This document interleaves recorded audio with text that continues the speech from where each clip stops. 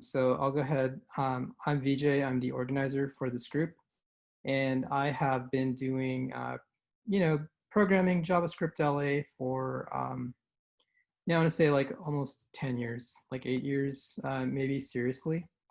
And yeah, throughout the beginning, I had been just kind of doing. I started off like a lot of different people. I started off basically learning web development. Um, as a hobby. And then, I decided, oh, wow, this is really interesting. Somewhere after college, like I decided, okay, maybe I could take this to be a little bit more professional. And so then after college, I started working first in a marketing department for a newspaper.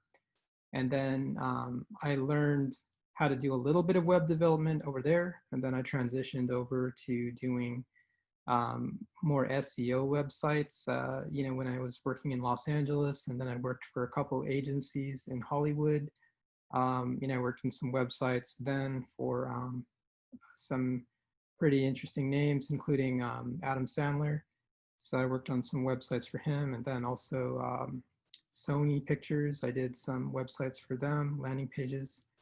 And then during that time, I had been studying JavaScript on the side. I knew HTML and CSS, but I wasn't very strong in JavaScript. And I thought, wouldn't it be nice to have a group where people could talk about JavaScript and kind of share ideas?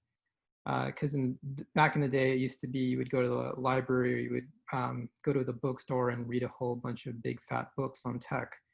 So I didn't really know anyone who actually kind of practiced, other than my coworkers. My coworkers weren't really like web people.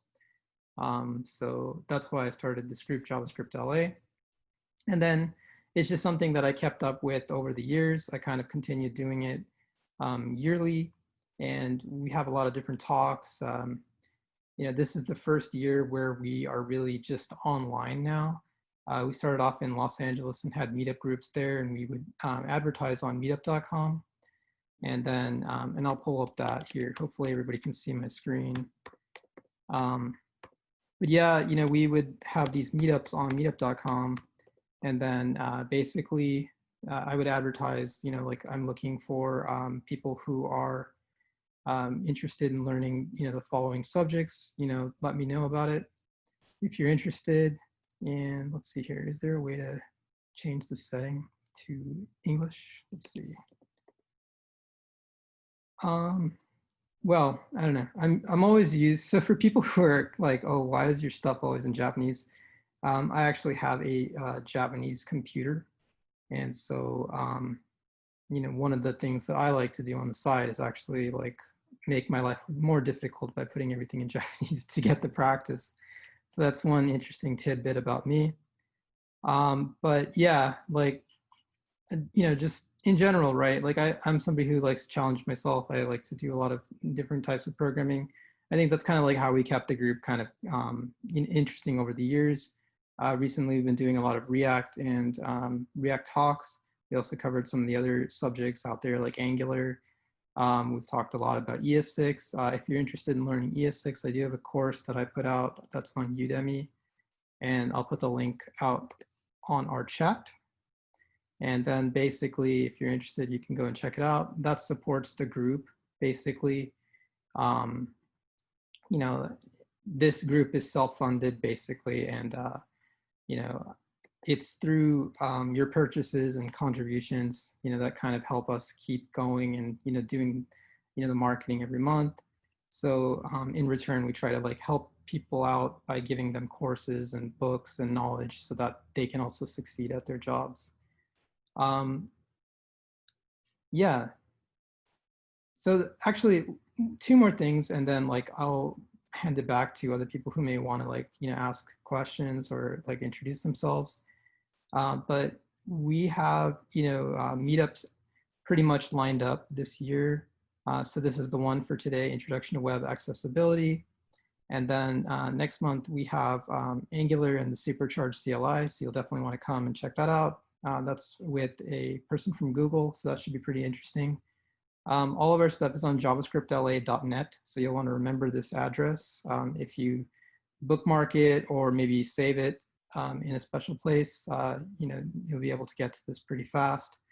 And then I do want to mention that we are also on YouTube, and that every video, every meetup that we do pretty much gets recorded and saved to this YouTube channel. So again, youtube.com/JavaScriptLA. Basically, just go to javascriptla.net, bookmark it, and you can get to all of our social links, including the YouTube page, and then you can watch any of these videos as well as training videos. And like I said, feel free to always reach out to me. Like, I love challenging myself. I love getting better at code. So if there's something that you want to do that kind of aligns with that goal, like ask me, and I can probably help you, improve whatever it is you're trying to do. All right, so I'm gonna go back to my desktop here. Actually, I guess I'll just leave this up, and then I'm gonna go back to the waiting room here and basically just kind of ask other people to pretty much introduce themselves.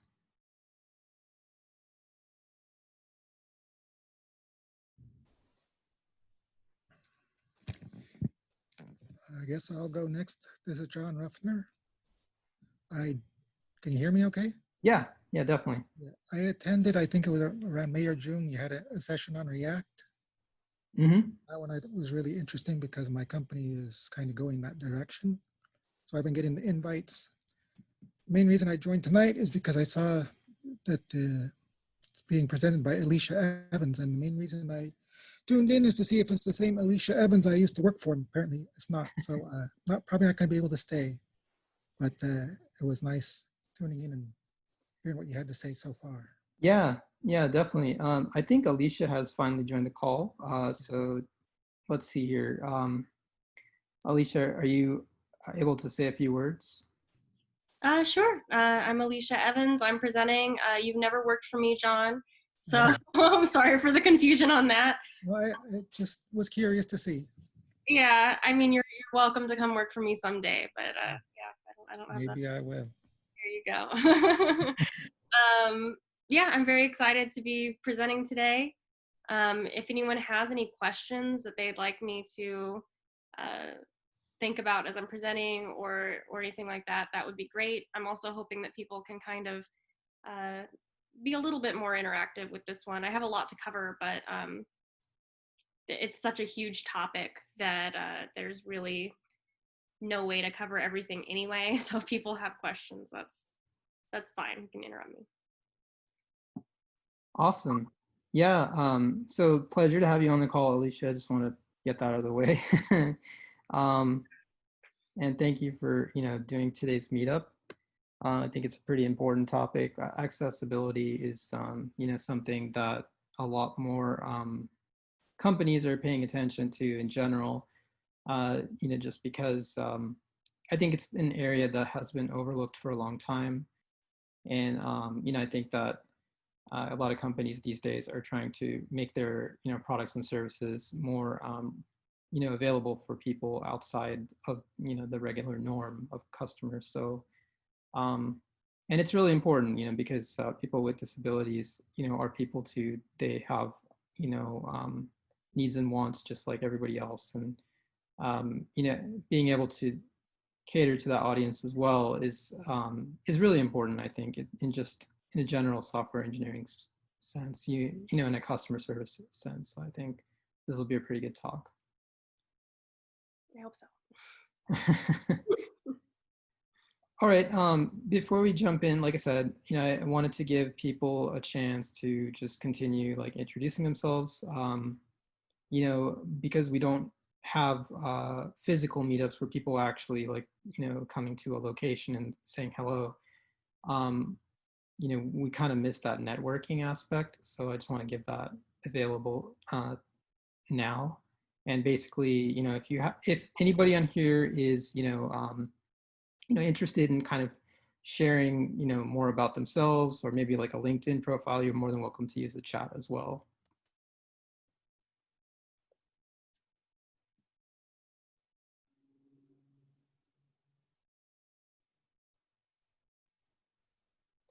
I do see Christopher Ward has pretty much, sent a message here in the chat. He says, "Hi, my name is Chris, and I went to Learning Fuse in Orange County back in November, and learned the basics of vanilla JS, jQuery, React, Node, Express, SQL, Git, etc.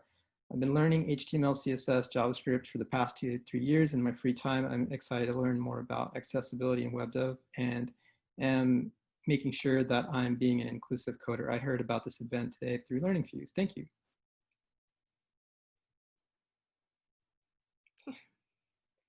Learning Fuse is a good place. Yeah, And that's definitely. actually where I went to my first JavaScriptLA meetups, was at the Learning Fuse campus. Yeah, it's a good campus. They have a lot of good talks, I think, in general, and it's always great to have them support the group. So really happy to have a lot of Learning Fuse love each month. So let's see here. I guess if it is 7:15, so if you want, Alicia, I've given you pretty much co-host abilities, so I can stop sharing my screen and you can go ahead and share your screen if you like. I will. Let me know if you see the right screen here. Can you see my screen now? Oh, no, because I haven't pressed share. That's a good thing. All right. Do you see my screen? Yes. Great. Then I will get started.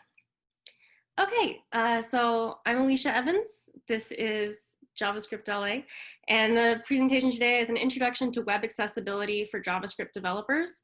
And in parentheses, I have A11Y, and that is a shortening of the word accessibility. So there are 11 letters between the A and the Y for accessibility, and that gets shortened to A11Y, which is pronounced usually ALI.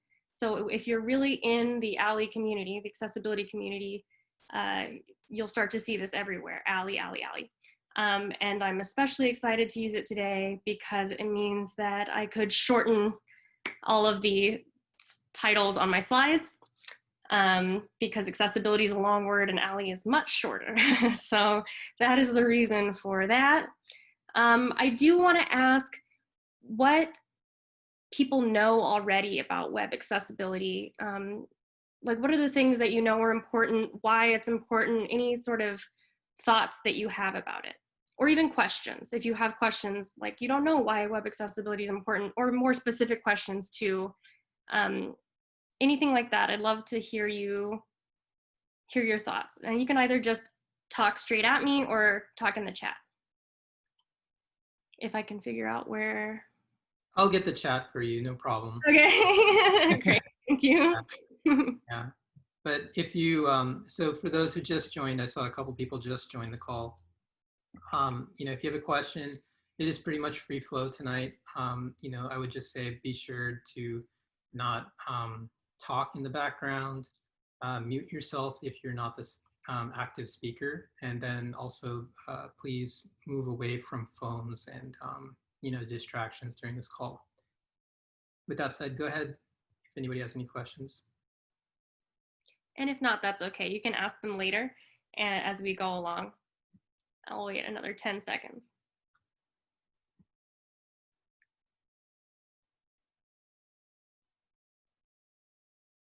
Okay, so we have a quiet group. That's all right. Okay, so I am Alicia Evans, as I said again. I work for a company called Nobility.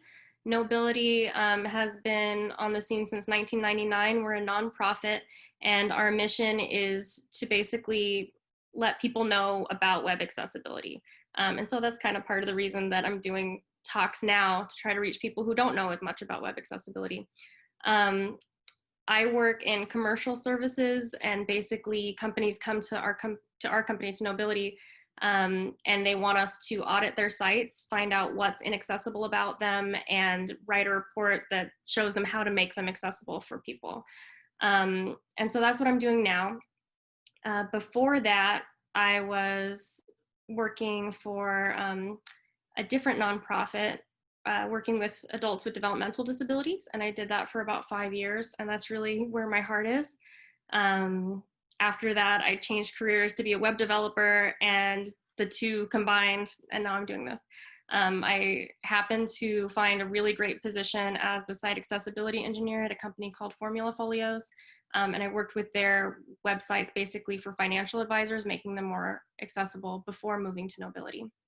And so I said I work in commercial services, but Knowbility also has a lot of really amazing nonprofit-based programs that are funded through the commercial services.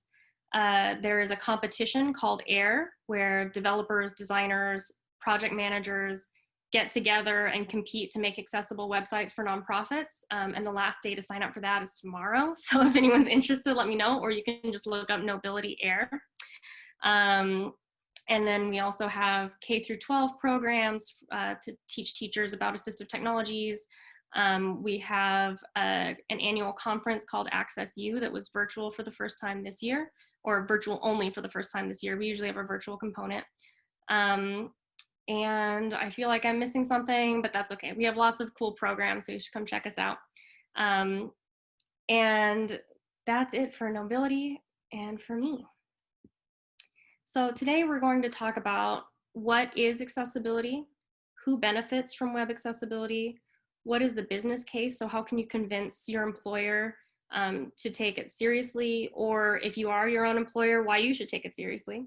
WCAG, WCAG, which is basically the set of rules that you should follow in terms of web accessibility, what is required by law. So, you know, the actual meat of the issue. Then we're going to go into actual techniques. So there's the obvious one, adding alternative text to images. I noticed that usually when I ask, what do you know about web accessibility, people say you add alternative text to images or alt text. We'll talk about keyboard accessibility, why that's important and how to ensure it. I'll give you an example of ARIA and I'll explain what that is. We'll talk about form labels and how you're really supposed to do them. Some of this is very basic, but people are doing it incorrectly. And when I show you, you're also going to realize you're doing it incorrectly, and that's okay. Error avoidance, how to help people not make errors. Language, which we'll talk about, semantic HTML, and complex interactions. So this is the more JavaScript part. The ARIA and the complex interactions are the parts that deal explicitly with JavaScript. And I'll use the accordion as an example. And then I'm giving you a ton of resources so that you'll be able to move on from here. Because as I said, accessibility is a huge topic and we don't have time to cover that much of it. So I'm going to give you what I think is really important that you can start doing right now, and then the resources to learn more. Okay, so what is web accessibility? The gist of web accessibility is it means that people have access to things that are on the web. And there are a lot of reasons why people might not have access. So if you're not able to see the screen, then you won't have access to things that are displayed only visually. Images, right, need alt text so that screen reader users, so a screen reader can read them and people know what is being announced or what is being displayed. If you just have low vision, you need to make sure that text is adjustable so that, you know, if I can't see as well, I can enlarge the text to whatever size I need it to be and it won't break the layout. If you are hard of hearing or deaf, then you can't hear videos or podcasts, and there needs to be an alternative for that. If you don't use a computer mouse, then keyboard accessibility becomes the way that you interact with the web. And generally, other assistive technologies like speech input and switch devices are also based on keyboard accessibility. So that's kind of the backbone of a lot of user interactions. But people who are building websites and designing websites are generally mouse users. So that's a big area that's often left out. And then people with cognitive disabilities, with memory loss or dyslexia or intellectual disabilities, they need to be able to understand what's happening on the web page as well. There needs to be, it can't rely on memory or problem solving ability or reading level, or even to some extent computer literacy. You have to be able to accommodate for all kinds of people. And then it also entails, like, can you access the content on an older browser or an older device or with spotty internet connectivity. So if you have a really bloated website, is someone going to be able to use it? So all of these have to do with web accessibility. And then who benefits from web accessibility? Clearly, everyone who I just mentioned, who has a disability, people who are blind or have low vision, but then, you know, people who are colorblind, that's a group that you usually don't think about. But if everything is displayed through red and green for success or error, that's going to be something that's missed by a lot of people with red-green color blindness. But you know, people with all different kinds of disabilities, but also people with temporary disabilities. If you have a headache and you're having trouble concentrating, if you have an ear infection and you can't hear what's being said, you're also going to benefit from web accessibility. And then people with situational disabilities, if you're watching a child, if you're holding a child and you can't use your hands, if you're in a sports bar and you can't hear the announcer, you rely on the captions. If your coworker has the window open and the sun's blaring on your screen and you can't see the screen as easily, then you'll benefit from higher contrast for different colors. If you are a pizza delivery company and people who are drunk or hungover can't use your site, that's going to be a problem too. So there are all different kinds of people who rely on accessibility features, and it's not just people with disabilities. The bottom line is that web accessibility affects everyone at some point, and you should make it a priority. Okay. All right. So what is the business case? If it's not enough that people rely on accessibility, then there's also a money component to it. There are around 1 billion people in the world who have a disability. That's about the size of China, and they have a lot of spending power.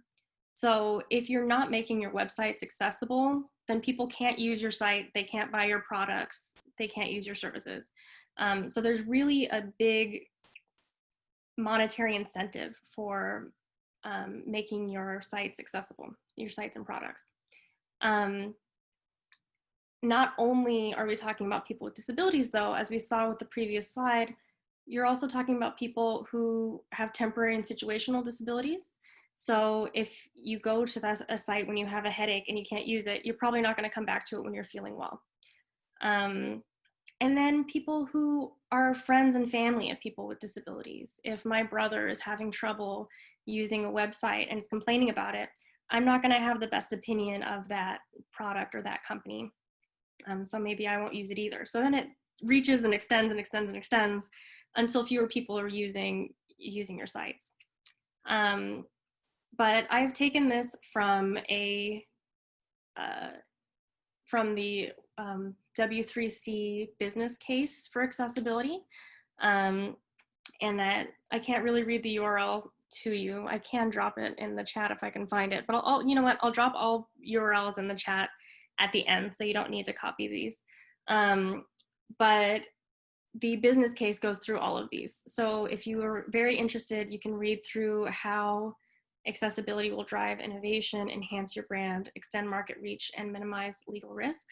But I will say that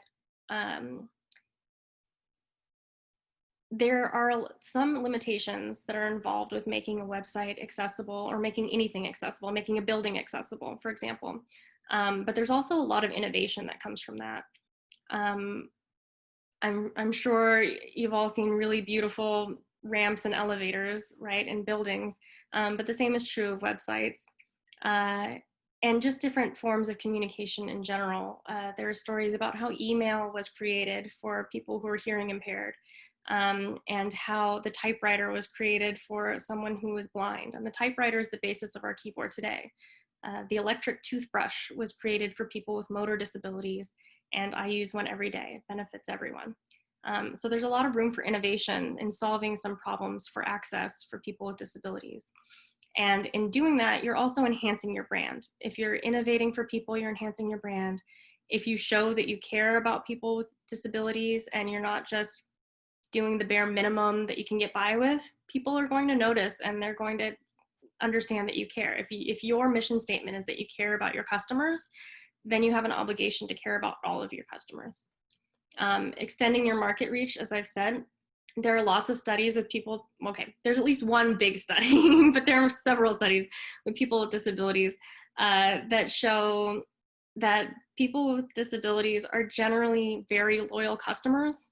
If you have a website that sells something and people know that they can go to your site and reliably check out and use your site and order products, they probably aren't going to look and search around for another site. They're going to go stay at yours, even if there is more money and even if your product is more expensive. So that is also something to consider. And then finally, you minimize your legal risk by being accessible. And litigation is very expensive. It's very time consuming. It takes years generally for these kinds of lawsuits, and ADA lawsuits related to web accessibility are on the rise. I think they're double or tripling each year. So it's definitely something to be aware of. Okay. And in order to avoid these lawsuits and to really make sure that you're creating accessible websites, you're going to want to follow WCAG.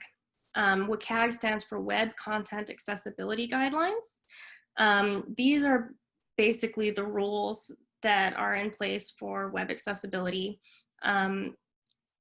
There's not exactly strict rules in the ADA itself, the Americans with Disabilities Act. What happens is when people sue, they sue based on WCAG conformance and win. So these are the rules that are being used. Right now, if you want to be accessible, you are aiming for WCAG 2.1 AA compliance. WCAG 2.2 is forthcoming, and they're working on 3, but they'll name it something else at that point. I think it's accessibility guidelines, and when it comes out in 3.0. And I have a link to the quick references as well so that you can take a look at that, but I'll share it with you at the end. WCAG is broken up into 4 principles, and those principles are perceivable, operable, understandable, and robust, and that creates the acronym POUR, hence the pouring of the coffee in the picture here. So perceivable is you want to make sure that everything is perceivable to everyone, basically. So if you have images, that there's an alternative textual element that can be accessed by all users. If there is auditory content, like a video or a podcast or a recording of some sort, then there are captions or transcripts. So that's based on, perceivable is based on those things. Operable means that people are able to operate the site, generally even if they don't use a mouse. So usually that has to do with keyboard navigation. Can you access a button with the keyboard? Can you see where you are on the page because there's a focus outline? A lot of people do outline none in their CSS because it looks nicer, but that makes it very difficult for people who rely on keyboard navigation to use the site. Understandable, that's really making sure that your site is easy to use, generally that people with cognitive disabilities can use it. Is there consistent navigation? Is the language understandable? Is it a usable site? And then robust means that you're able to, your code is compatible with lots of different technologies. Usually assistive technologies in this case. Can a screen reader interpret what's on the page? And this also really future-proofs things as well, like technologies that come out in the future. Will your code be able to stand up to it? There's not really a good way to see if that works, but you want to make sure that your code is solid, that you're using good code. If you have a lot of parsing issues, a lot of opening tags without closing tags, that's going to break in all different kinds of technologies. Screen readers definitely have issues, where browsers tend to not have any issues. So that's where robust comes in. Are there any questions on that? We can come back to it. It's okay. So you had some questions from earlier. I think two from the chat. So one was from Timothy.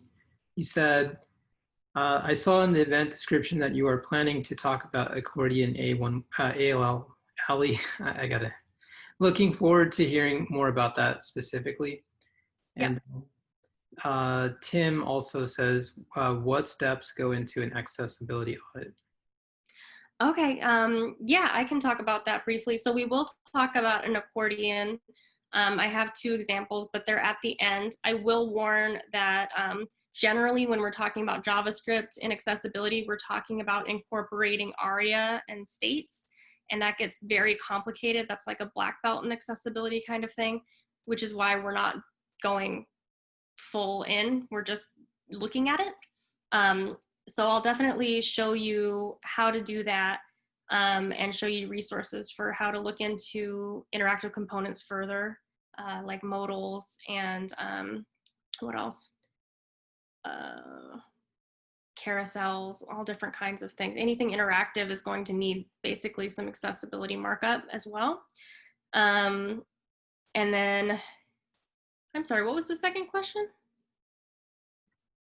So basically, both were just kind of like talking about, you know, the ALLY and then audit accessibility. Audit process. Okay. Yeah. So audit process is pretty complex. It's what I do for a living. So, so of course it's, you know, just wonderful and only I can do it. I'm just kidding. Basically, yeah, I do have some tools that I will share with you. But when I start an audit, the first thing that I do clearly is go through and see how it works and what the user workflows are, and what's expected by the user. But then there are automated tools that you can use that will catch things that are just glaring errors. So if a form doesn't have a label or an image doesn't have an alt attribute or alt text, it'll catch those for you. And so you don't have to go searching through the code for those. They're just handed to you. Those tools only account for 30 to 50% max of the violations that you'll find. Then I'll go through and I'll test with the keyboard. So I will press the tab key. And if you're using a Mac, you have to configure your Mac. And if you're using Safari, you have to configure Safari. It's like a weird Apple thing to be able to use keyboard navigation. But I'll use tab. I'll make sure I can see the focus outline. I'll make sure I can reach everything that I think that I should be able to reach. If there's a button, but the keyboard focus doesn't move to it, that's a violation. I make sure that every button that I think I should be able to press can be pressed with a return key or the spacebar key. And I'll go through the whole page like that. Then you kind of just got to go through the WCAG principles or the WCAG success criteria. I usually use, or I sometimes use tools and I sometimes do it by myself because I have a lot of experience at this point. But for people who are just getting started, there's a really amazing tool through Microsoft called Accessibility Insights. It's a browser extension and it'll walk you through the whole process. So it'll do the automated test for you if you want. It'll tell you how to do the keyboard test. And then it'll walk you through everything else. It'll say, you know, are focus outlines visible? I can't even think of other things. Like, is navigation consistent across pages? Things like that. And will help you walk step by step through everything that you need to look for. There's also another tool called the VGAR through Visa that does the same thing. It'll help you look through each one. There's something through Texas Health and Human Services that I have. So just anything that'll let you look through each page and make sure that each success criterion is met is how you do an audit. It's just a lot of work, honestly. Okay, yeah, keep questions coming. So I'm gonna go through alternative text. I have a feeling that most of you are familiar with this. I have here a picture of a glass of daisies with 4 flowers in it. And then I have an image tag with a source, and this is a made-up source, daisies.jpg. And then the alt attribute says 4 white daisies and a glass of water. There's probably no reason why screen reader users would need to know that, unless like it's a photograph of something and it's like a photographer's website. I think there's actually 5 daisies in here actually, so it's not even very good. But generally you want to think of what is the purpose of this image. And the purpose is usually not just describe what's in the image. It's based on context all the time. And for an image that's as benign as this one, it's probably just eye candy. It's like, oh, I'm going to put a pretty picture here so that it puts some separation between text and other text. And so in that case, you still need to have the alt attribute, but you leave it empty. So you do alt equals and then empty quotes. And what that does is it tells screen readers to skip it. It's not important. And so you're not clogging screen reader users' feed with announcements of descriptions of every single image, unless those images are important. And I would say that most images are pretty important. There's a reason that they're there, but if the reason is like this one, that the page needed a picture on it, then leave it empty. But and then if there's a reason for there to be a description of these daisies, then think about what the context is. If the context for this one isn't photography, if it's something about native flowers of Southern California, then you would describe what the flower looks like, like daisies with white petals and yellow middles, or whatever the reason for the image is, use a description that conveys that. Okay, now we're going to talk about keyboard accessibility. We touched on this a little bit. When you're auditing a site, you want to make sure, or your own site, you want to make sure that you can reach everything by keyboard and that you can see where the keyboard focus is on the page, that there's an outline around it or some other type of indicator.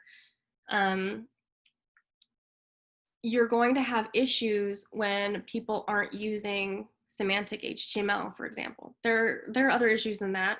Accordions are also, who knows the right way to build an accordion, maybe it's built however. But if you're using buttons are always going to be keyboard accessible because it's built in to, or browsers always recognize them as keyboard accessible components. But a lot of people will just make a div and tell that div to do whatever when it's clicked.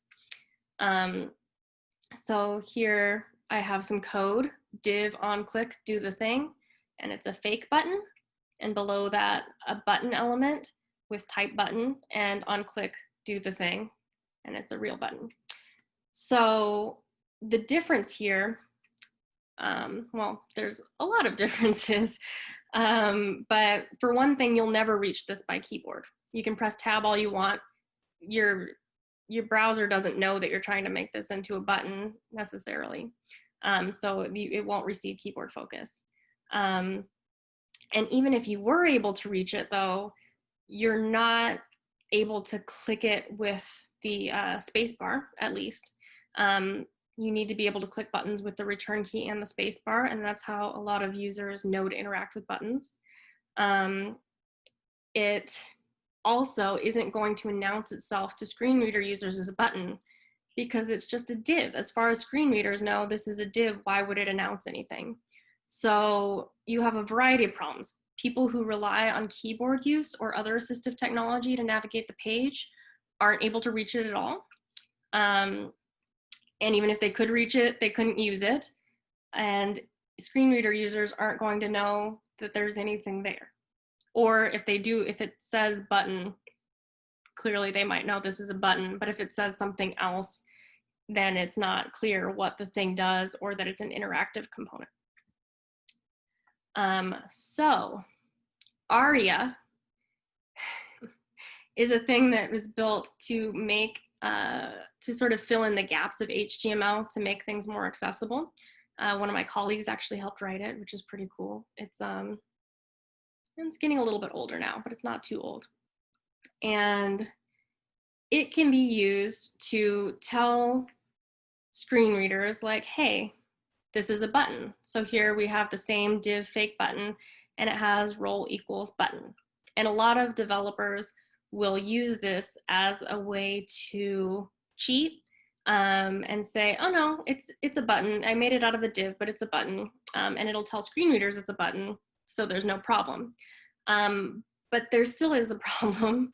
In order to make an ARIA button, you do have to add the role button. You also have to add tab index equals 0. This will put it in the tab order so that when you press tab, it will reach that button. And in addition to the on click, you also need an on key press or some variant of that so that it does the same action when you hit return or spacebar. And then you also have to make sure that hitting the spacebar doesn't scroll down the page. So you have to prevent default, because that's hitting spacebar will scroll your page. And if you had any sort of custom focus styles, you have to remember to add that to role button as well as native button HTML. So generally we advise just use button. The CSS that it takes to make the button look the way you want it, it's going to be less work than all of this workaround stuff to make it accessible. And native HTML is so much more efficient than trying to soup up your own thing. Like they've already baked the accessibility into native HTML, and you have to do a lot of backflips to get it on your own. Okay, now we're gonna go into form labels. A lot of people will try to put placeholders in place of an actual form label, and that doesn't work for a variety of reasons. One of the reasons is when you click into the input, that label disappears. So people with short-term memory loss don't have that information anymore and have to continuously go out and come back in. If you just put text above the input, and you don't have the for attribute on this label. So it says label for equals pass and then password, and then the input type password, ID password, pass, and name PWD. Then it's not associated with the input. And the way that screen readers go through forms a lot of the times is they will just go from input to input. So they'll skip over labels, they'll skip over instructions, and this will just be read as an empty text input. So it's really important to always have a label and always have that label associated with the password, either with this for attribute or by nesting the input within the label. Yeah. This one is usually a big fight you have to have with the design team. Sometimes you don't get a lot of say in that. And in that case, you can do a floating label where you have the label and position it over the input. And then when the user clicks into it, the label rises above. That's a way to get around that. Okay, help users avoid mistakes.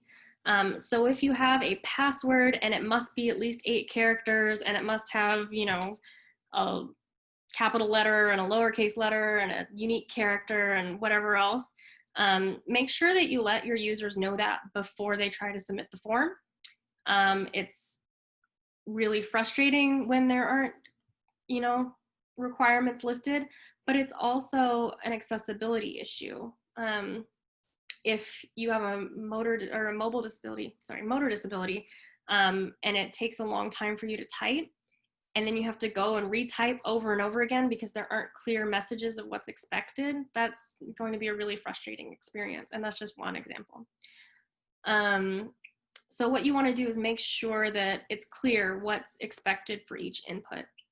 And when you do that, you have to remember that they still need to be associated with each input.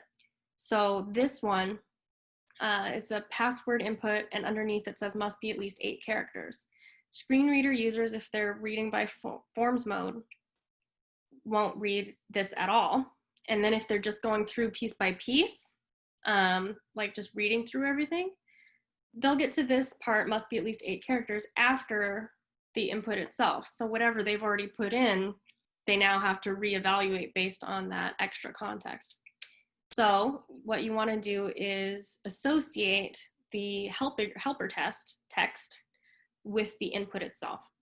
So here we have the label again, which is the same as before. Input, type, password, ID equals pass, and name equals PWD, just like before. But now we have ARIA described by, and that equals help. Help here is the ID value of the helper text. So you add a unique ID to the helper text. Remember that each ID has to be unique. And for accessibility, that's extremely important, because if you have duplicate IDs, screen readers will be confused and they won't know which message to read, and then it's a big problem. So unique ID on the helper text, and then ARIA described by the value of that ID. So then when a user reaches this input, the screen reader will announce password, and then a pause, must be at least 8 characters. All right. So then you want to identify the language.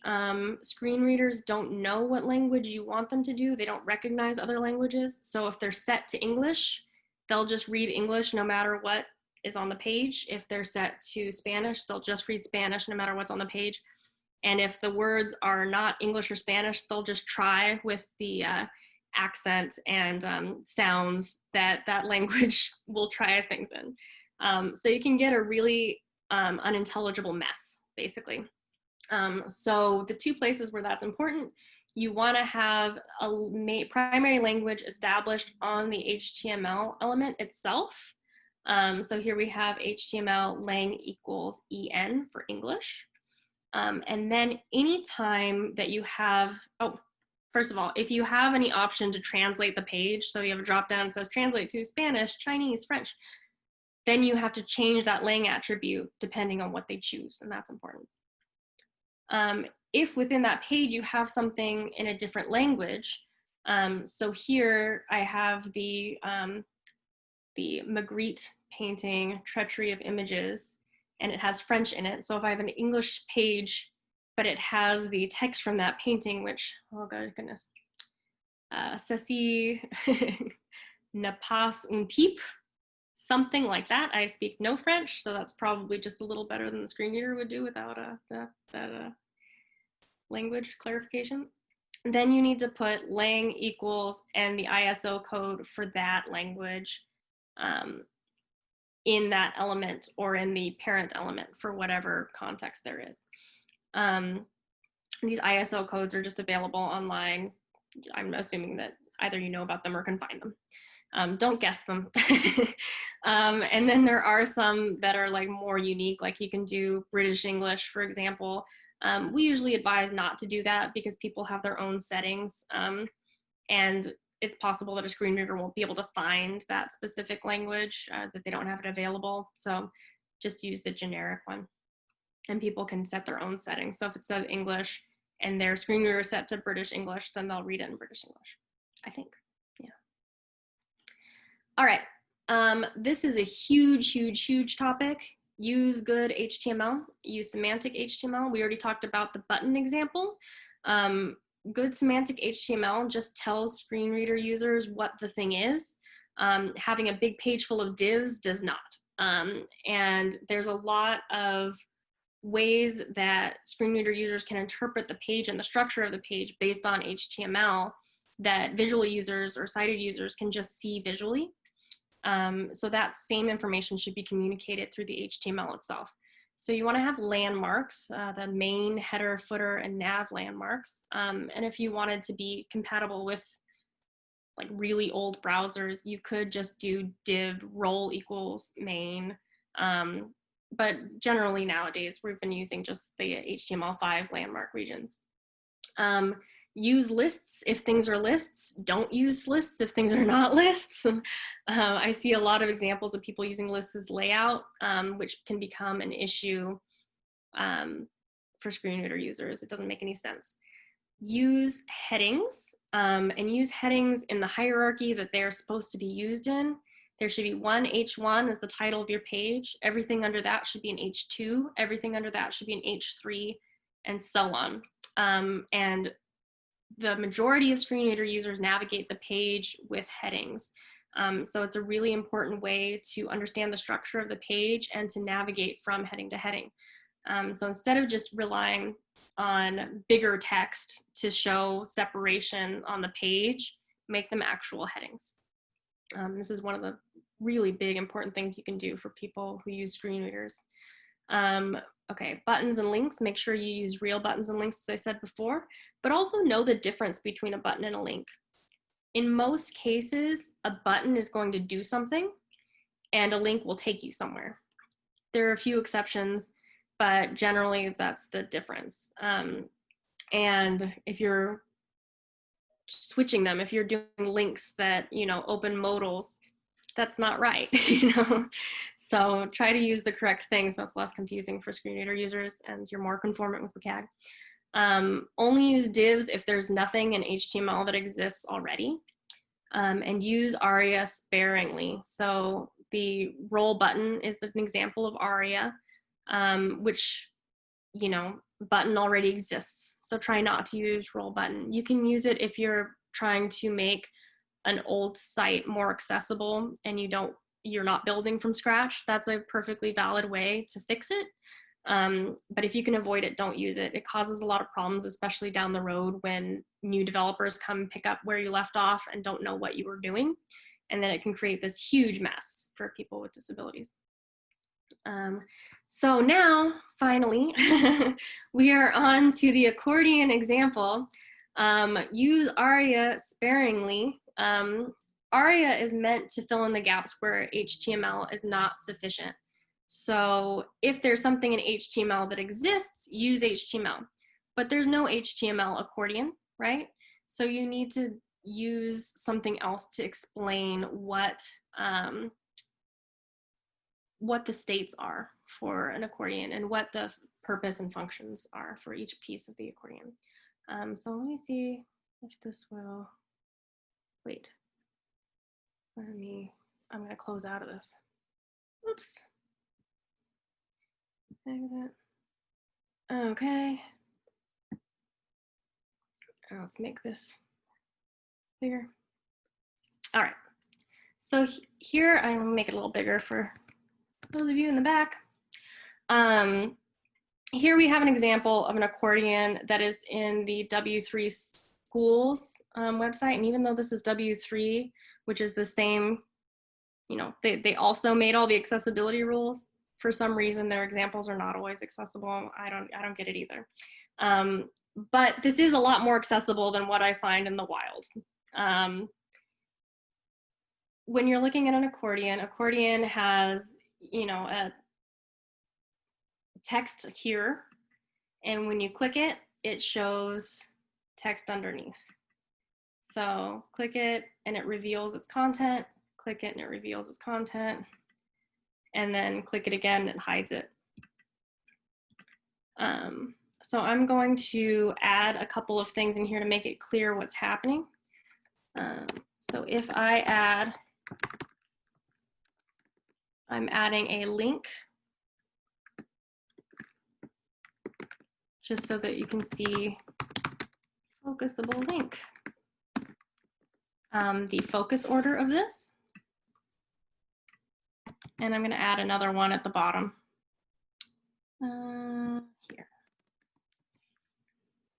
So if we run this, now you can see, oh, no, I'm hitting caps lock. That does nothing. Okay, so if I hit tab, focus is around the link because the link is a focusable element and you should get a focus ring around that or some sort of focus indicator.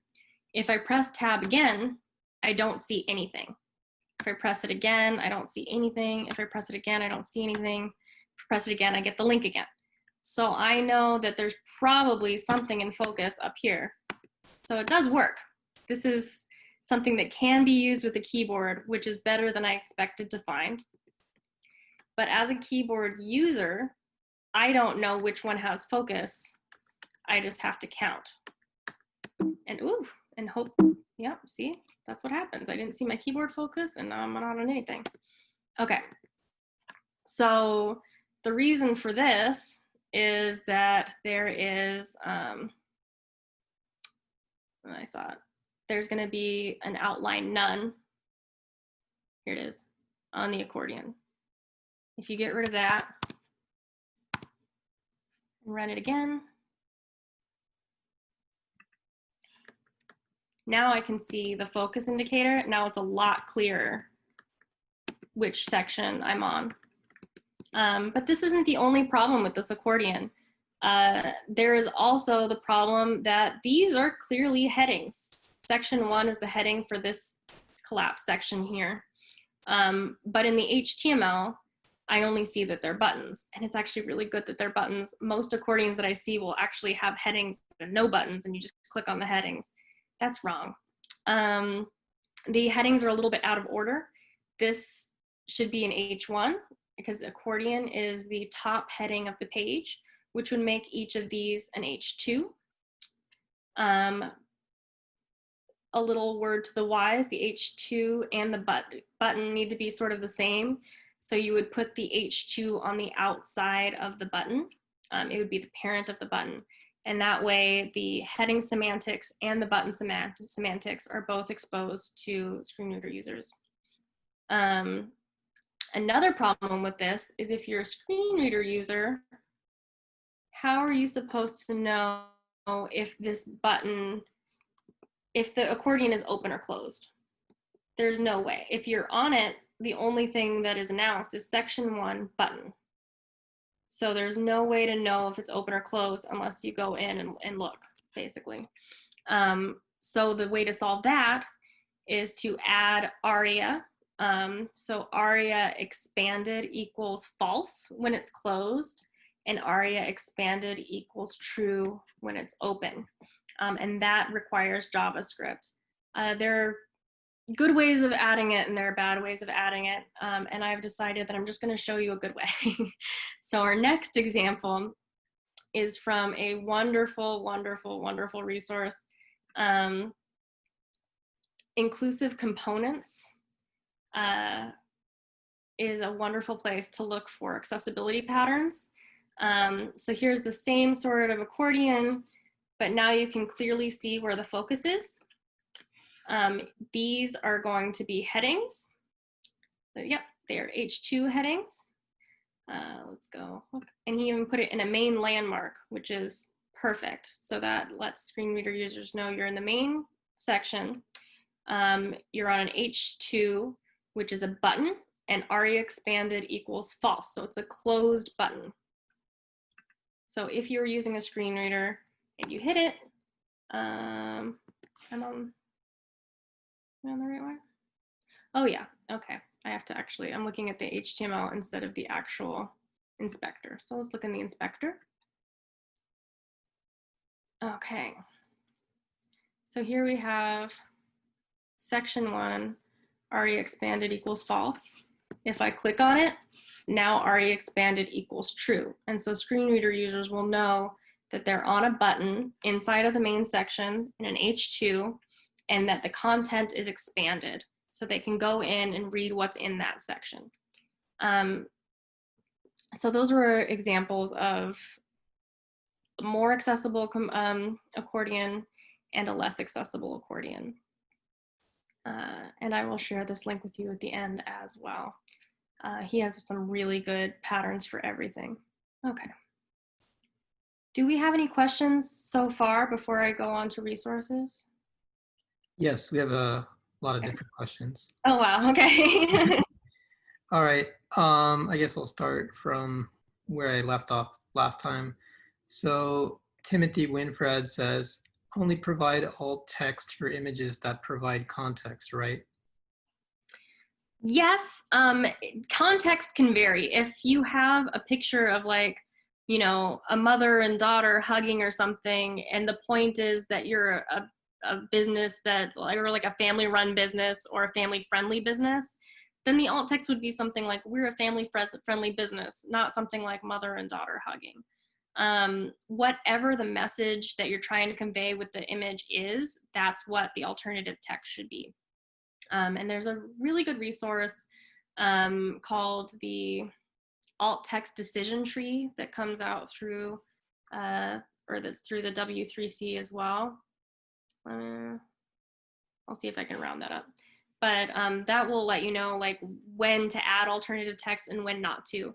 Another reason not to is like if for this talk there was a picture of me and underneath it it said Alicia Evans, then the picture of me doesn't have to have alternative text because the alternative text would say Alicia Evans. So a screen reader user would hear image Alicia Evans and then Alicia Evans, and that's redundant and unnecessary, you know?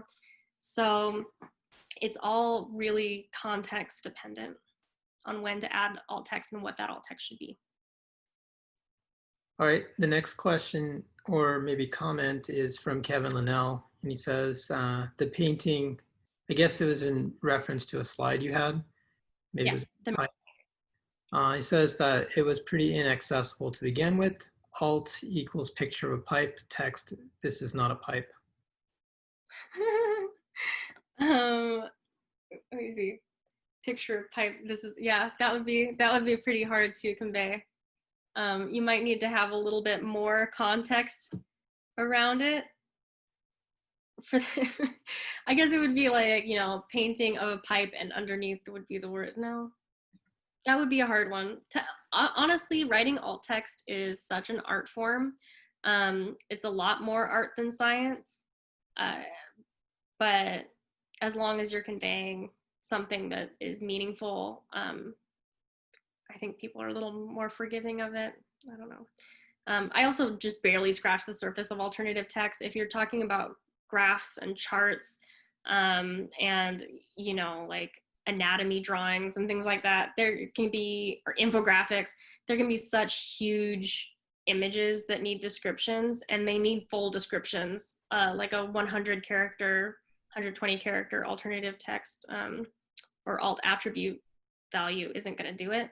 So that's just one thing. Also, there are lots of images that aren't in image elements. So like SVGs have this whole thing that you have to do. It's like a big song and dance, and I'm not going to tell you how to do it, but it is available online if you want to find out how to add alternative text to SVGs.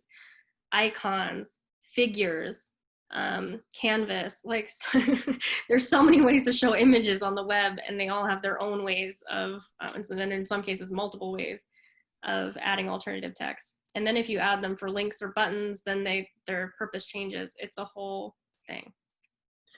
Yeah, I guess, you know, just in that sense, you may want to work with somebody, or I guess you have like a, you know, as you do the web development, you may need somebody who's, you know, really on it as far as like the copy side, copywriting side. Yeah, it's really not the developer's job, honestly. Like whoever brings the picture, whoever's the content manager in that way, they should be writing the alternative text. But that's a perfect world scenario. Most of the time, developers just get the picture. So if you want it to be accessible, you have to make something up real fast. Yeah. All right, so next question, or I guess I'll just kind of go through these a little faster because I know like some people, you know, are still asking questions below. So I'm going to skip the one about the French pronunciation. Okay, now. I can't pronounce French. I never took it, and I don't know why I chose that, but it seemed like a good idea at the time. All good, all good. All right, so Jose Tovar says, in some cases, you'll need to handle the focus after you have expanded the accordion.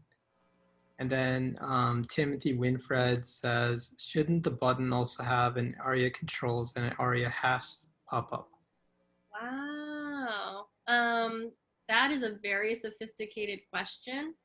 ARIA controls, yes. A lot of people debate on ARIA controls because I think it's only JAWS that uses ARIA controls, and its implementation is not great. So it wasn't something I was going to spend time on, and sometimes I don't even suggest it, to be honest. People disagree on whether it's useful to add in or not, and it's kind of a judgment call. But yeah, if you want to be really thorough, ARIA controls is the way to go. ARIA has pop-up, no. Don't use ARIA has pop-up on an accordion. You only want to use ARIA has pop-up on a menu button. A menu button is not a navigation. A menu button is like what's at the top of your like I've got this Chrome bar at the top of my screen and it says File, Edit, View, History, right? That's a menu bar, or a menu, that's a menu. So any of those buttons would be menu buttons. They would say ARIA has pop-up. An Accordion wouldn't. Okay. Kevin Linnell writes, does dynamic client-side DOM rendering cause accessibility issues? Does client-side rendering in i.e. Next.js help with these issues? I don't know that I quite understand the question. There are lots of accessibility issues that are caused by because of a lot of things. Yeah, I'm just going to assume that everything causes accessibility issues. I don't know if the thing that you mentioned solves for them. So sorry about that. I'll kind of throw in some tidbits here. I mean, like, I also don't know a lot, but I would just say that, you know, Next.js is, you know, similar to Gatsby, and Yeah. both of them are pretty good about accessibility, especially if you visit their docs, their document pages. They have a whole bunch of scenarios that you can use to kind of write out accessibility for, you know, especially anything that kind of gets dynamically rendered via React or Vue.js and all that. Yeah. Yeah, any sort of dynamic content is going to cause accessibility issues. And there are a lot of people that are working on ways of making that more accessible. Gatsby is a really good example that I have not used, but I know that Marcy Sutton does a lot of good work for it. And we can get Gatsby, you know, people to come and talk about that. I know somebody really good about accessibility, you know, for Gatsby. So that could be like a follow-up talk if people are interested. That would be great. You can go through these. So how are you on time? Do you want to take some more questions, or do you want to go back to finishing your slides and then do like the next round? Yeah, let's do that real quick. I'll go through the slides. There's not a lot. These are just resources, and I'm going to explain them, and then I am going to probably close this at the end and just push all the links into the chat. But I'll give you an overview now. Solid Start is a good place to get a solid start. I've never I've never used it, but I've heard good things about it. That's solidstart.info. I mentioned before the WCAG quick reference. I always have this open. It'll just tell you the list basically of all the WCAG success criteria, which are basically the rules. And then you can dig deeper from there. So you can open that, then you can open understanding documentation. Honestly, some of that understanding documentation is very difficult to read and understand. So then from there, depending on your issue, you can go and search for it or just ask me. That's cool. I'm happy to answer questions. The WAI Way perspective videos, that's the Web Accessibility Initiative through the W3C. They have videos that show, you know, how people use keyboard navigation, how people use captions and all these different things. They're 2-minute videos and they're very interesting. And then I took a lot of what I showed today from W3C's Developing for Disabilities, and they have more than what I was able to present on there. So yeah, what I decided to present on today was based on their recommendation because I feel like they would know. So if you're interested in that, that's w3.org/way/tips/developing. And then someone asked about auditing. So there are a lot of tools that are available. There's Axe through DQ. That is a browser extension that is part of your developer tools. So if you are a developer, this is a good one to use. There's Wave, which is through WebAIM, and this one you don't have to go into the inspector. It just shows up next to it. So I like to recommend this for designers and project managers or developers too. Accessibility Insights is a wonderful tool for people just getting started because it will walk you through each step of the audit process. It's very thorough. Because it's so thorough, it can sometimes be cumbersome too. But if you're getting started, I highly recommend Accessibility Insights. Color contrast checkers, you don't really need to know this as a developer. It's more of a designer's tool, but again, if you find these things, you can ping your designer and let them know that there's an issue. There are 1.5 million contrast checkers. Contrast-ratio.com is the one I recommend to start with. And then I use a ton of bookmarklets. These are great because they just, they'll kind of just highlight things for you. So I have a headings bookmarklet that will show me what the heading hierarchy is on the page. I have one that's tables that will show me where the tables are and like what the different properties of that table are. I have one that is force focus. So if your site doesn't have a focus indicator, just to test where the keyboard focus goes, it will put a ring around it for you. So that's really a good one. So there are like a ton of those by Paul J. Adam, who's a really cool person in the accessibility community. And those make things easy too. And then if you're going to do more components, so more interactive components like the Accordion, I really recommend inclusive components, which is where we got our Accordion example from, the more accessible version. And then there's also the way ARIA practices. And these are like the more official recommendations. You can kind of use a little bit of those and a little bit of other patterns if you want as well. The thing to know about the ARIA practices is you don't need every single thing in them to be accessible. I mean, in order to meet accessibility, you don't need to do everything that they recommend, but you will have a very accessible end product if you do. These are not the only two. These are just two that I use a lot. There are many, many more. And that's it. You can contact me through alicia@knowbility.org. I'm happy to answer everybody's questions, and you don't have to answer them now or ask them now. I'm happy to answer them anytime. I'm going to take this down so that I can actually start sending these links in the chat while y'all are asking me questions. Okay, I'll continue with the questions while you do that. Okay. But basically, yeah, I think the next few questions, one comes from Jose, says, a classic accessibility mistake is to not provide ARIA labels with buttons, well, 2 buttons with only icons, i.e. social media icons. Yeah, yeah. So when you have, that's a good point. When you have icons or images of any form as a button or a link, so if you have a link and the only content within that link is an image of the Facebook logo, you're going to have a textual equivalent for that, because a screen reader is not going to announce or describe the image.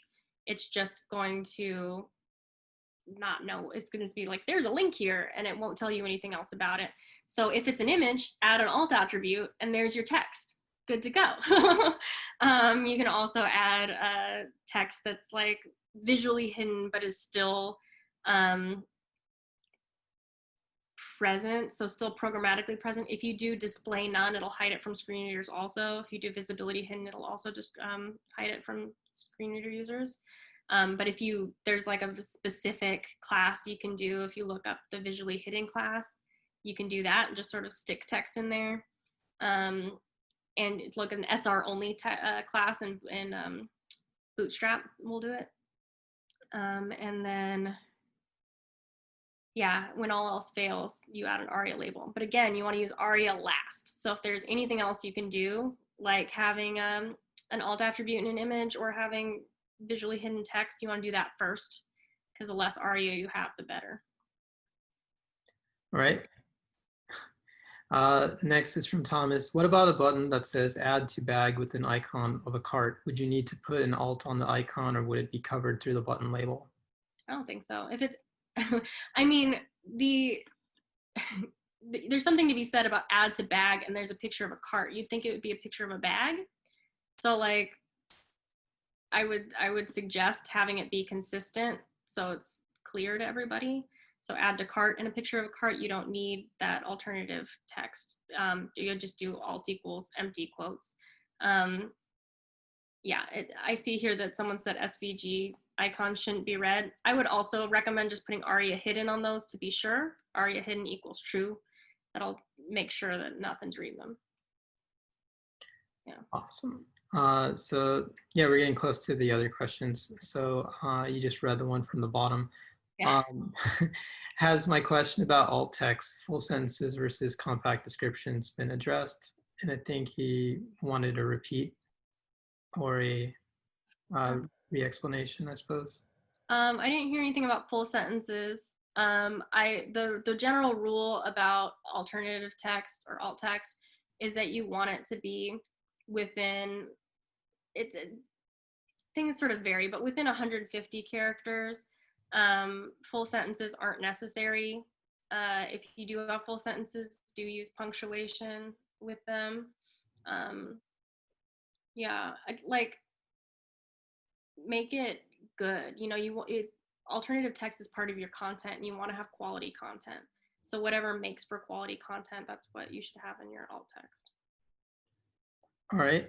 Let's see here.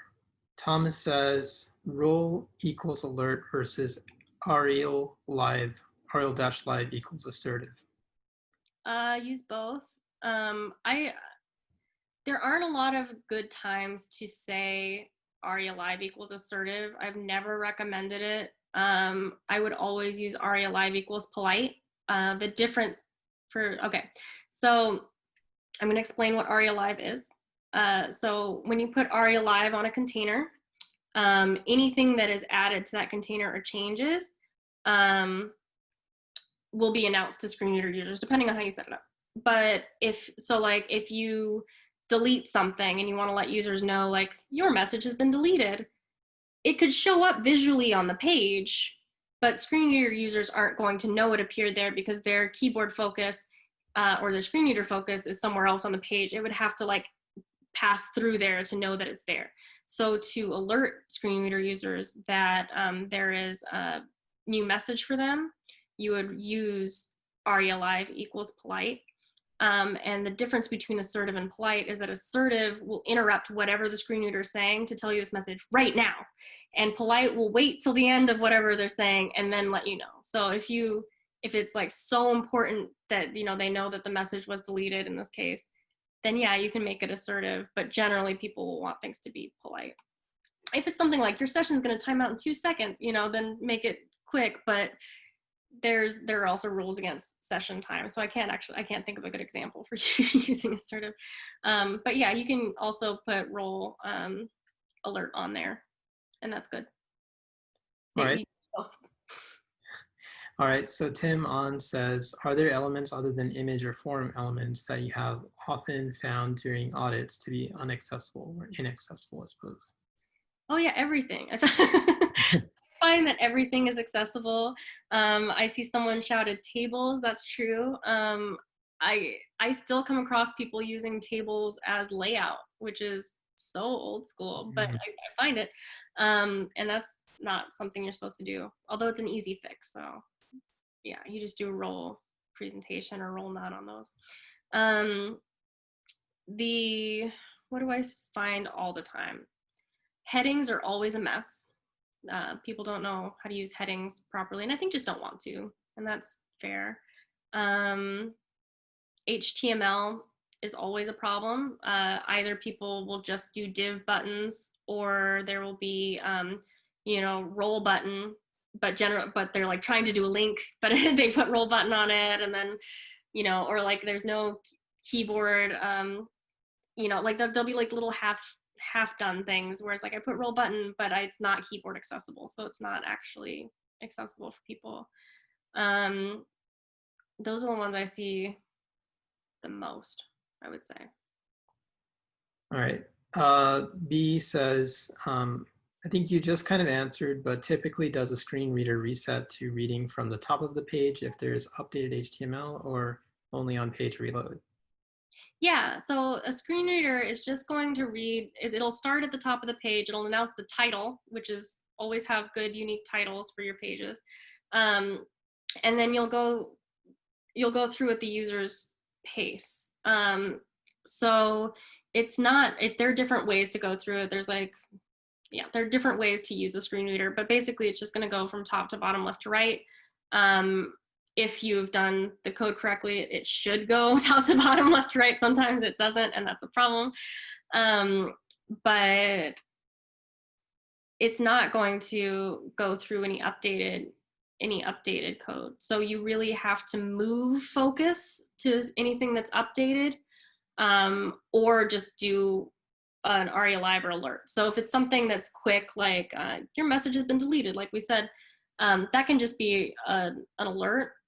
But if it's something that requires interaction, then you would move focus to that area. So like if a dialogue pops up, screen reader is going to stay where it is unless focus is deliberately moved into the dialogue, into the modal. And then you would have to do that. And then after the modal is closed, you need to move that focus back to the button that opened it. So there's that's a lot of JavaScript stuff you need to do too. All right. We have from Kevin Linnell, and let me know if you're got questions still, because I know you have your own time limit as well. I'm good for now, yeah. Okay. All right. So how much harder is it to renovate an inaccessible page than to build it accessibly from the beginning? I think it's about 30 times harder and 30 times more expensive. Don't quote me on that, but if you're starting something from the ground up, you're not using inaccessible plugins. You've already looked and said, oh, this is inaccessible, I'm not going to use it at all.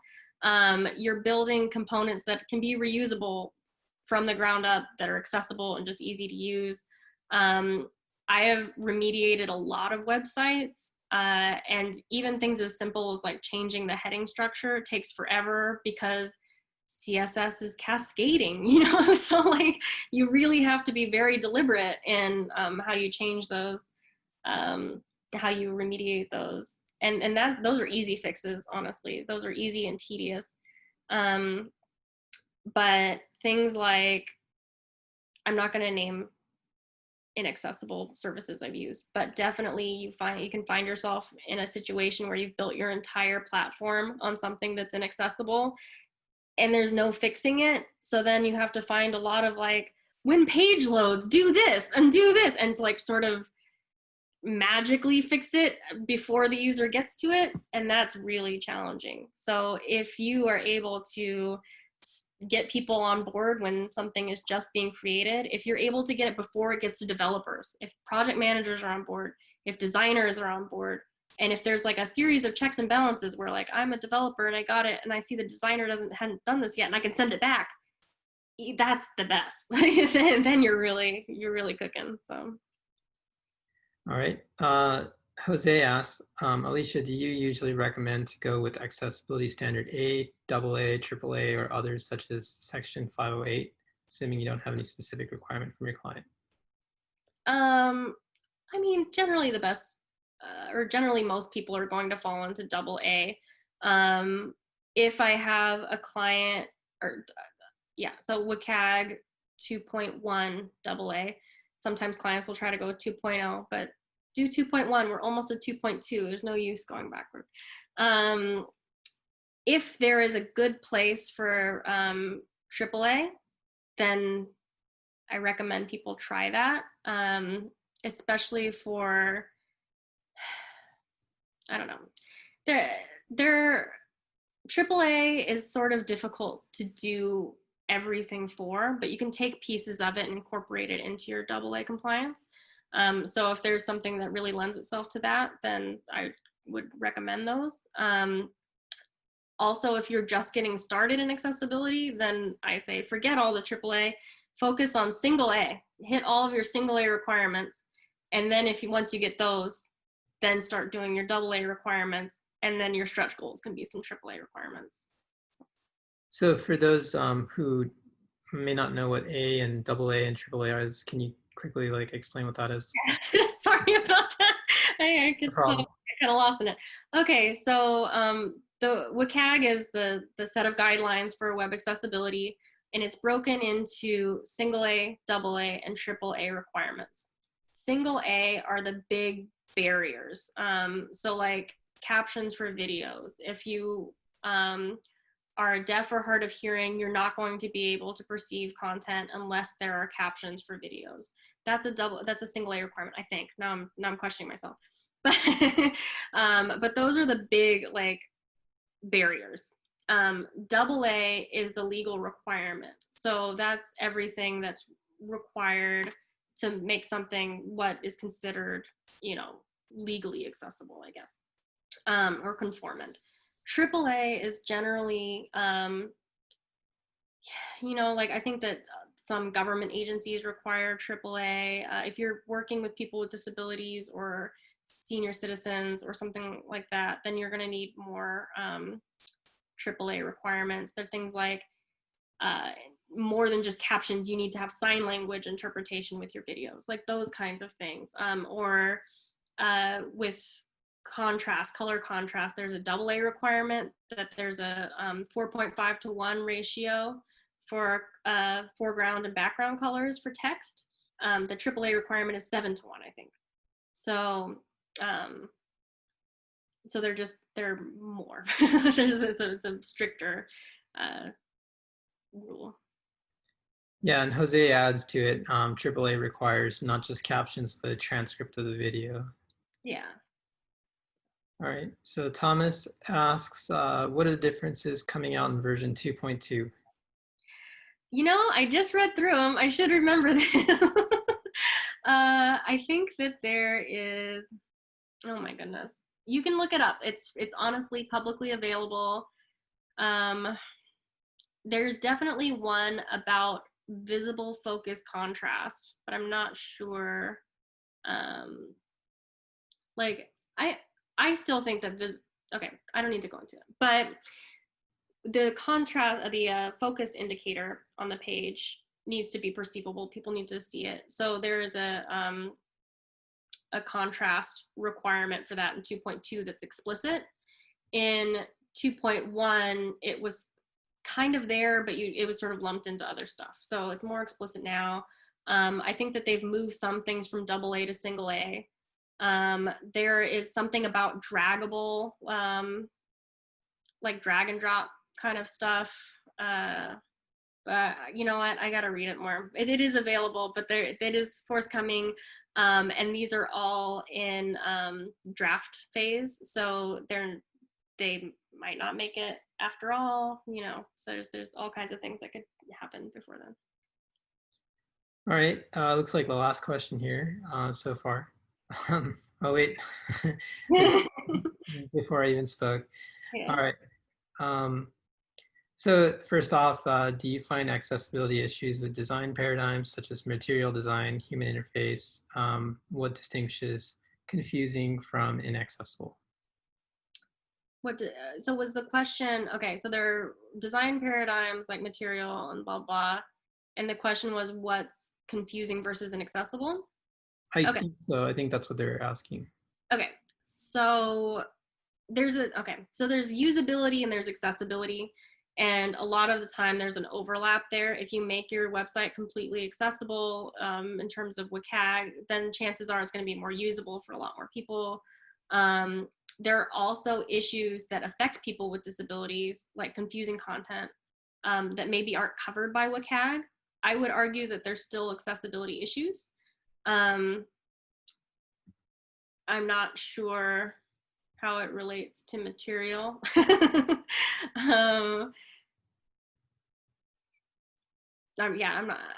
not sure, but I would say that what you want to aim for is something that's intuitive for as many users as possible. When users come to your site, they're expecting it to look like every other site and to function like every other site. So while it's not an accessibility issue that things be laid out exactly the same, it will help people with disabilities and people in general to use your site and come back to your site if they know what to expect. And then within your site itself, you want to be consistent. So if you're using, you know, one kind of navigation on the top, and it's got, this is how you find the contact page, and this is how you find, our about section. And then another thing, it's only in the footer or only on the side. Like, that's a problem too. You want to make sure that things are consistent, at least within your own website. If there's a better way I can answer your question, let me know. All right. Tim asks, are there any common issues when designing websites to be accessible for users on mobile devices versus desktops? Okay, so mobile is pretty similar. There are a few WCAG success criteria that came out in 2.1 that are specific to mobile devices, like orientation is an example of one. You can't have something that's only available if you have your phone portrait or landscape. You have to let users use their phones, their devices, the way that they use them. And there are exceptions to that. There are exceptions to everything. If it relies on being one way because it's, you really, it's so nebulous. Like, you really have to see case by case what the reasons are. But most things aren't going to fall into the exception. There's definitely reflow and like layout. So you want to make sure that everything that's available on like the desktop view is also pretty available on the mobile view. And a neat thing is that people who rely on Zoom like to make text bigger, not Zoom like we're using right now, but like Zoom and screen magnification, or not screen magnification, but the browser zoom. There we go. People who rely on browser zoom to read a web page, when you zoom in, you're actually falling into different responsive layouts. So if you're zoomed in like 400%, you're looking at like the mobile layout. So by designing and developing for the mobile phone, you're also designing and developing for people with low vision, which is pretty cool. And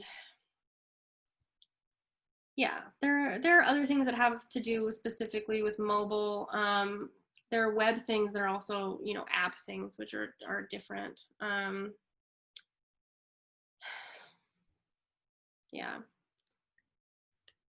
The big things are going to be pretty much the same. And then there are a few extra success criteria thrown in that are specific. All right. I guess I'll just throw in a question I had too. Like, basically, I was going to ask you, with all the, items that you've been kind of going through with us tonight, do you think that this particular, role, I guess, working to make a website accessible, do you feel like that's an extra responsibility a web developer should have, or do you feel like it's a full-time job in itself and that should be like its own web, accessibility developer, or maybe its own position? It depends on the size of the company, but definitely accessibility is everyone's responsibility. It's sort of like security. If you have one person who's not, focusing on security in your web development, you're gonna have a problem. I worked as the site accessibility engineer at my last job, and that was really great because I could go in and remediate things, but primarily it was most important to train the developers and the designers and the project managers on how to make things accessible to start with. And then I would go through everyone's pull requests and say, okay, this is a button, but it should be a link, and try to train people to make little steps in that direction. It's tough because it is such a big, it's a lot to know, and it's a lot to learn. And if you don't have buy-in from your supervisors, then it takes a lot more time. Definitely. And it can be hard for people to understand why you're taking so long when the person next to you is building inaccessible website in half the time. Yeah, definitely. Yeah, but I do think that everyone should start learning and doing what they can do now, even if you don't have full control over a project. You can still, do little steps like this. And And hopefully when you rise to become the CEO of your company, then you can hire an accessibility specialist who can train everybody else. Yeah. Yeah, and just to add to that, I think that you know, a lot of companies, including the one that I work for, you know, they kind of look at accessibility as like this huge project, and for them, you know, it makes more sense to either like hire a consultant or probably have like, you know, a plugin that they can download and just use that to kind of solve the problem rather than you know, just spend you know, extra time. I think like time is actually the biggest thing to like, you know, build out the entire thing. I understand, and I can, you know, you know, just like you, like I can go and talk about, you know, these are important things, but I think at the end of the day, um, you know, it is kind of like a work in progress to try to convince everybody that no, we need to spend more time on this, you know, from the ground up. Especially when that hasn't really been the way for so long. You know, they're used to a different way of like, you know, developing and dishing out, you know, products. So I guess in your own mind, how would you like kind of, what advice would you kind of give, like, you know, maybe somebody who's not a developer but maybe just like, you know, a manager kind of like listening in, like how would they start thinking about this and um, you know, accepting like this is a responsibility they should pay attention to, and what are the next steps? Um, well, I think I never shared those links. Oh my goodness, I have to share those links. There's a link to the business case. I think that that's a good place to start. It really shows some of the benefits as well as some of the possible repercussions of accessible versus inaccessible sites. It also, you know what? I gotta charge my computer. Nope, not gonna happen. It's okay. Okay, let us know if you have to, you know, sign off because your battery is dying. That's totally fine. If I do, I will. I don't know how to send you guys these links though. Okay, so You can send it to me. I'll get the links out to everybody. Make sure that everybody has it. And okay, yeah, if anything happens with you, we can always follow up as well on email too. okay, I'm at 7%, so I've got a little bit of ways to go, and it'll be okay. Okay. All right. But I would say look at the business case. My colleague Becky also wrote something called like the aha moment, that like if you're going through your website and you notice that like it's not keyboard accessible, and you can find, you know, user stories about people who aren't able to use that kind of content, that would be great. The WAI way perspective videos that I will also send a link for can show like how that would make your site inaccessible for people, and it will show like actual people with disabilities using sites and how it can be a big barrier. So that's another way. Yeah, if you're able to talk to people with disabilities, or like you have like a user study, you know, with Sure. people. Yeah. That's the one I forgot. Okay, Nobility also has an empathy lab called Access Works where we do user studies with people with disabilities. I knew Okay. that was the one. But yeah, if you're able to do something like that and just, you know, show how people struggle with the website or aren't able to use it at all, that's another really powerful way of doing it. Yeah, it's really hard because people either care about it or they don't. And so you can't really make people do it. But what you said is pretty, I mean, straightforward. I think having those use cases is pretty important, and even kind of demonstrating how somebody would navigate the site, you know, in its current form without any accessibility, or how they typically try to, and what are the pitfalls. So those Right. are all important things. If you want to brave using a screen reader, do you have a Yeah, Mac or Windows? I have both, but you know, like if you have suggestions for both of them, let me know. I do. So if you're using a Mac, there's already a screen reader built in. It's called VoiceOver. And if you do Command F5, you will accidentally turn it on. And if you do Command F5 again, you will turn it off intentionally. So there you go. And it has a tutorial to walk you through it. It's not the best tutorial, but it'll do the job. And then on Windows, you have to download one, but there's a free one called NVDA. And so either of those, if you want to get started with a screen reader. You're not going to get the proficiency of, you know, a native screen reader user. And sometimes people recommend against using them for testing. I always use them for testing just in case I miss something. But I'll just use one. I won't go through everything. I'll just use one and see like what generally comes up. But if you know that a lot of things like images don't have alternative text, and you want to show like a, you know, like here's this giant infographic and the you know, screen reader says image and that's all it says, you know, or if you leave an alt attribute out, it'll sometimes just read the file name to you. That's a good example of how something isn't working. It's like, oh, this is, you know, screenshot.jpg or, you know, whatever. Like that's a pretty good indication that people can't use it. So. Well, perfect. I know that your battery is pretty much like almost on its way out. So we'll go ahead and pretty much call it a meetup today. If you, Alicia, want to actually sign out, that's totally fine. I'm just going to talk about JavaScriptLA one more time for everybody who is asking questions about where to get the video. But feel free to hang on if you have the battery. Round of applause, everybody, first off for Alicia. You can clap or mute, whatever you like. Thank you. Feel free to add me on LinkedIn. I don't always check it, but if you feel more comfortable asking questions that way, then definitely do. Again, my email is alicia@knowbility.org, and there's also a Slack workspace that's dedicated specifically to accessibility. So if you're really serious and you want to ask people more knowledgeable than I am, you know, the solutions to your accessibility concerns, there's a beginners channel in there, and I answer questions there too. And that's just ALLY, I think, is the name of that Slack workspace. Perfect. Yeah, that's awesome. All right. So I'll just end with, you know, the videos for this. So every meetup we do record the video, and then we put that out on youtube.com/JavaScriptLA.